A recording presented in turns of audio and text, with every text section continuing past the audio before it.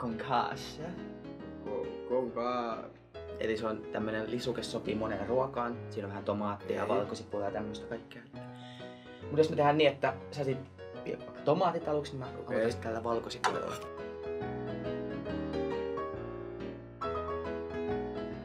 Niin eikö ne kaverit tullut parin tunnin päästä? Eikö ne sano joskus 6 tullut ja kello on joku 4 nyt suurin piirtein. Niin. Mut se on just sopiva, koska tää hautua vaan 1,5 tuntia. Et se saa muhuissa ja kattilassa sitten.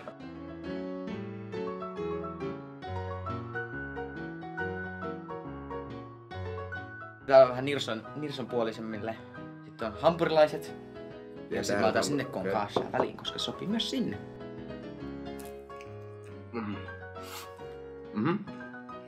Kyllä kaveritkin tykkää ihan varmasti.